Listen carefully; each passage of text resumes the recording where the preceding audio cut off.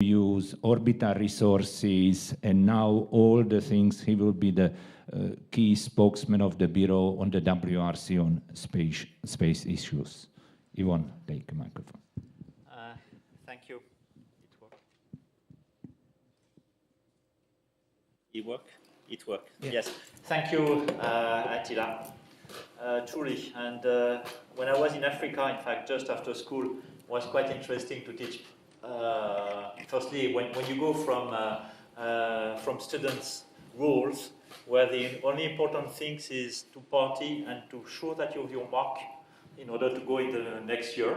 And suddenly you do that up to June, and in September, suddenly you have in front of you people that said, Monsieur, wow. First time that you call Monsieur, it's quite important in your life. And also people which are a little older than you. So a lot of respect. And just saying that, yes, what's important for us is to have a diploma, because we put diploma in our office, and people respect the diploma. So I'm sure that before the end of the day, I would like to see Attila's diplomas. I have been promised, and just to see the mark. So having said that, yes, I'll do a little presentation, in fact, about the I2 challenge in 20th century related to small satellite. And in fact, try to get you a message that beyond all of those organizations, study group, publications, all of those things, I would say conference, well, what the main purpose, in fact, beyond all of that. And in fact, well, we're talking about small sat. We'll talk about the first one, 1957. And then 2015, I would say just a standard CubeSat. In between, there's many satellites and a very great picture of satellite, but here we are concentrating on small sat. And in fact, the issue was just to say, okay, we're talking about small sat. This gives you the picture. But well, why ITU exists and why the BR exists and why we exist? It's just for one little thing. I'm confident that there is a lot of engineers there, and that they will understand it. However, sometimes it's great to remember why all of those type of things exist. And I think that the only reason why we exist at the end of the day is those issues of interference. And then I would say, okay, you have to remember after many years that once you have been engineers or you're still engineers, and that there are laws which are called laws of physics. There are international laws also which follow, well, we're not sure what, but at least they help as a whole. But just about, it's great to say, well, what the purpose of all of those regulation, etc. Law of physics, radio wave doesn't stop at national borders. There is many things that stop at national borders.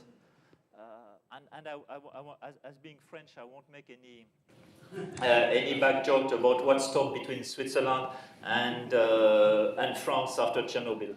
But okay, that was official things, but here we're just talking about radio waves. Doesn't stop. And the problem is that this unfortunate possibility between radio stations of different countries of having harmful interference, and this issue of harmful interference is certainly higher in space radio communication. And the radio regulations, well, it's just one book, because there are many books, different, 4 red books, etc. All of what exists there is just, okay, we have at the end of the day, whenever people want to make business, want to do things in space with radio, to ensure that there is an interference, what I would say, free, control environment for your system. So this is our only goal.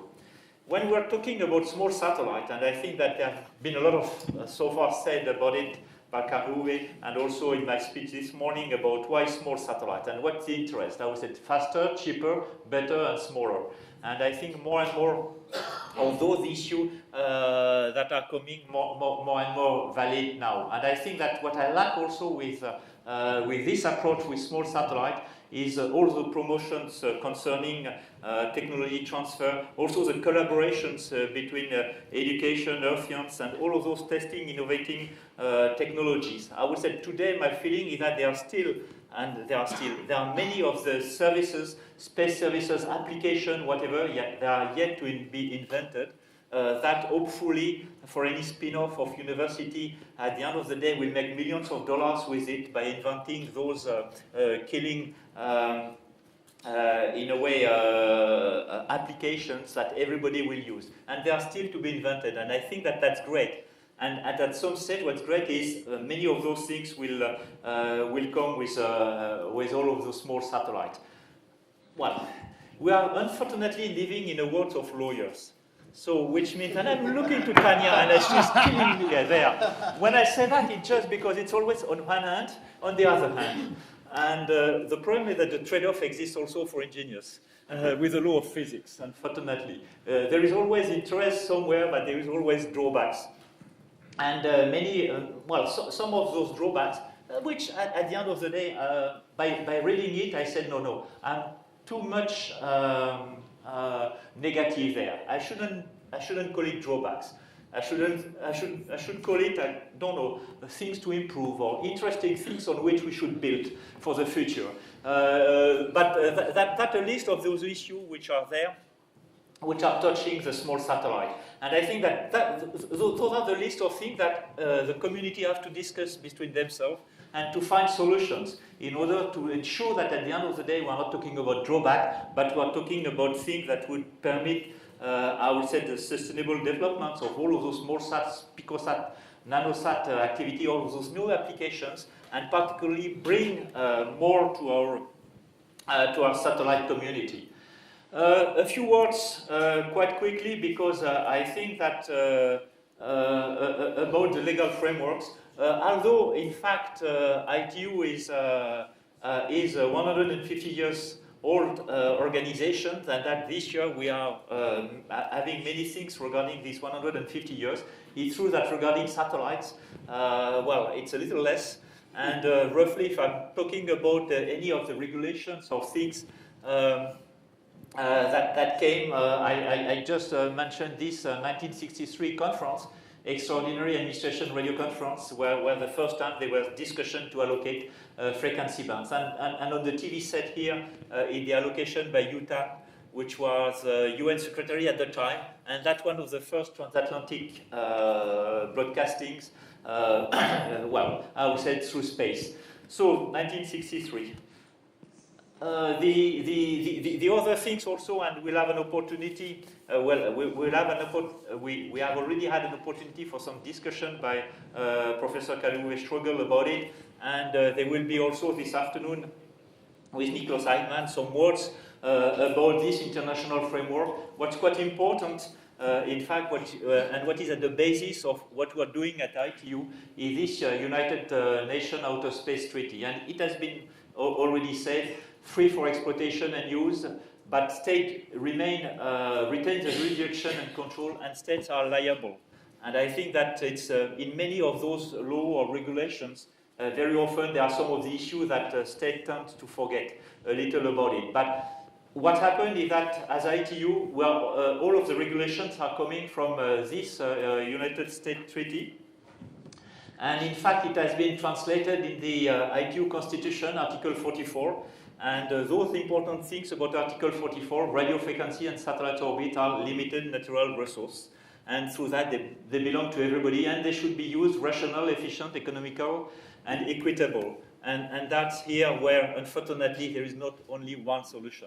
Otherwise, we won't be there, and the world will be better. But at least we have to find the best way to use those frequencies and to offer those services in a rational, efficient, economical way, and at the end of the day, also in an equitable way. And what's quite coming back, and I will keep it repeating, what the main purpose of all that at the end of the day is to avoid harmful interference, is to ensure that whenever you have a project, that you want to have these projects with a certain level of sustainability, and that you have great ideas, that you are bringing great things to the community. Whenever you launch it, well, you want to ensure that you could offer the service. And I would say that, unfortunately, if you don't follow some of those rules, particularly to discuss and to ensure that you can share some of the band, at the end of the day, you have millions of dollars of investments which are there. You have a good satellite, big satellites, whatever, but if you're not using it, well,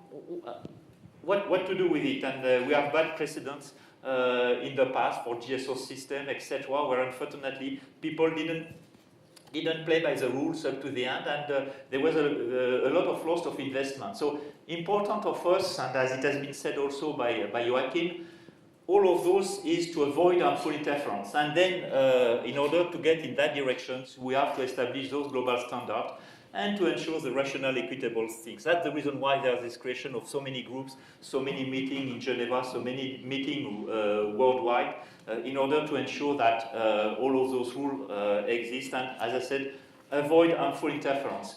Discussion are during conference. Next one will be well, in October, November this year.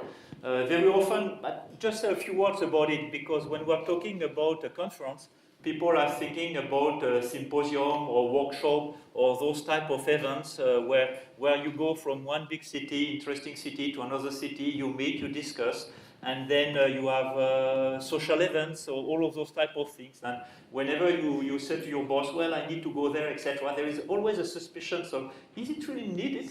What are you doing there, etc.? I don't want to have any judgment about it, because on one hand, this event is quite important. So, I would say this event here in Prague. But the point about conference is just that there are more than 3,000 people there, and very often working day and night, because at the end of the day you have to share that.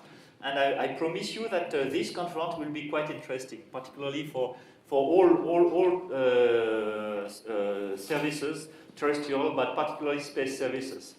I must say that nowadays, whenever you say something about a band, about an issue where space, some of the space bands could be attacked or could be seen as maybe possibility of sharing with terrestrial, suddenly you see a lot of things in the press, and I think that this conference will be quite interesting. And I hope that at the end of the day, regarding those small sat, although the issue will not be controversial as many of the issues which are discussed during conference, that this issue will not be lost in a part of a package, which at the end you lost the interest or the substance of the issue because you're part of the package. And I hope that there will be discussions on those small sat issues that would permit, I would say, the sustainable development of that.